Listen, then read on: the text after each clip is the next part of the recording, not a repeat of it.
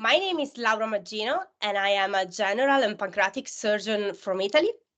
I completed my residency at the Unit of General and Pancreatic Surgery of the University of Verona, where I later achieved my PhD in Health and Life Sciences.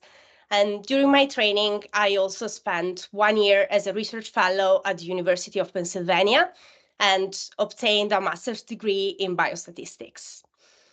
My research interest is mainly focused on the pancreas, so particularly pancreatic ductal adenocarcinoma, but also cystic neoplasms and surgical outcomes of pancreatectomy.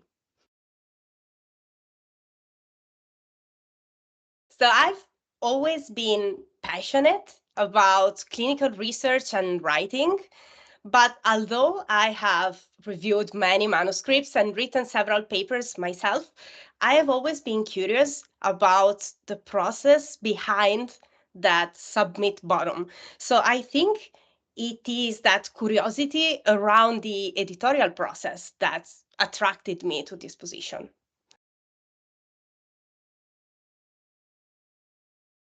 I am an active member of several surgical and pancreatic societies and boards.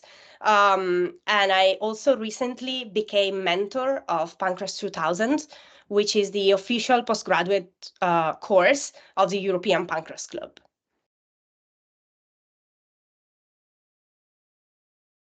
So I think like my background really provided a substrate of critical thinking, which I find is really important to be an editor assistant, and also open-mindedness, like being able to adjust to change and to different perspectives. I think this is the most important thing.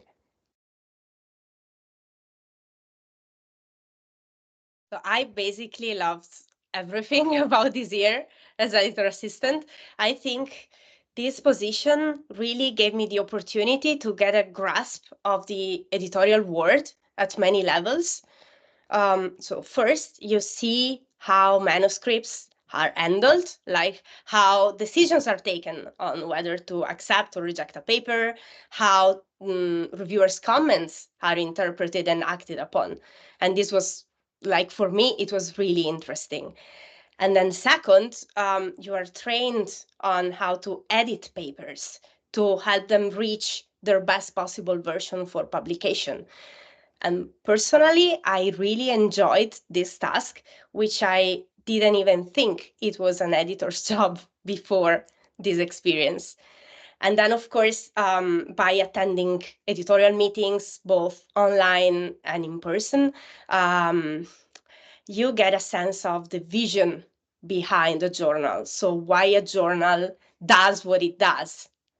And this was really fascinating.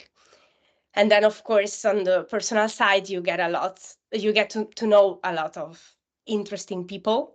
So there's this community of experts who are not only super skilled, of course, but they're also passionate and welcoming. And I really had the feeling that they cared about what I had to say and that they wanted to help me grow.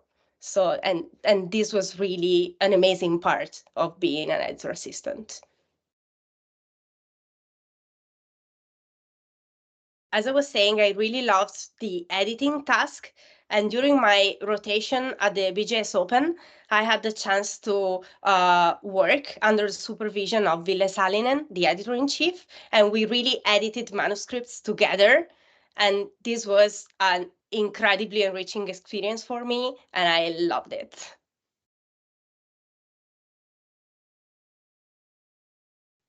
This is an easy one. So my message for all the people interested in the position is to go for it because this is amazing. So I think being an editor assistant not only gives you the chance to understand the publishing words, but also connects you with really inspiring people. And the other thing I wanted to say is that it might not always be a straight path. Like for me, this was my third attempt of getting the position.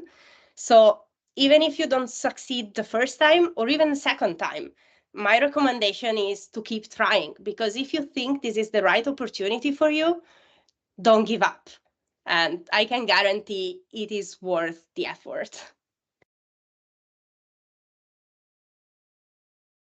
So the first time as I applied, I was a resident, and I think I respected the British Journal of Surgery. I saw it as a go-to journal for my papers. And then I saw they were looking for editor assistants, and I just tried because, but I wasn't really sure what it was. So I was kind of really young at the time. But then the second time I applied, I was already in my PhD. So I had like a more mature sense of what I wanted. And I felt like, oh, I mean, this would be the perfect step in becoming an academic surgeon, because I really need to get more training on publishing, not only writing papers, but also understanding how you get your paper published and how you present it in the best way to the editor. And then, so the second time I was rejected, but they wrote me a nice email saying that my application was really interesting. And so maybe I wanted to try next year.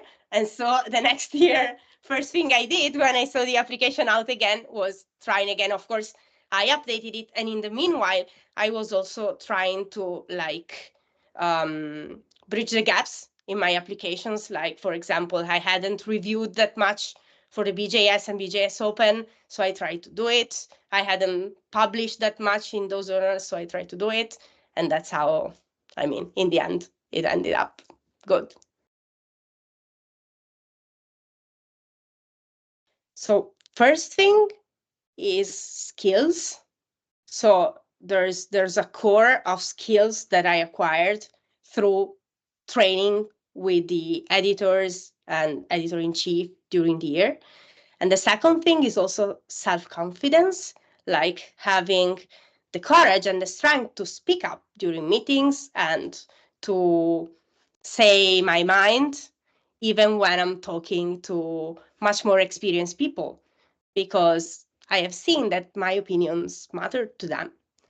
And I mean, in the end, also what I'm bringing home for this whole year is also, I mean, a network of people I know and people who care about me, and I care about them. And I hope this is gonna stay even after this year. So this is gonna remain as a gift from this position.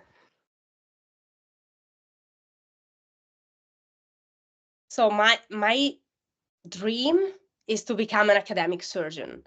So I hope that this experience is gonna be like the first step in pushing my dream career. And I also hope that I'm gonna stay, like I'm gonna keep working in the editorial world, because I really loved it. So I really think this is for me. So I think this whole year reinforced my willingness to go into academic surgery, and also gave me more confidence and more skills to get this dream to come true.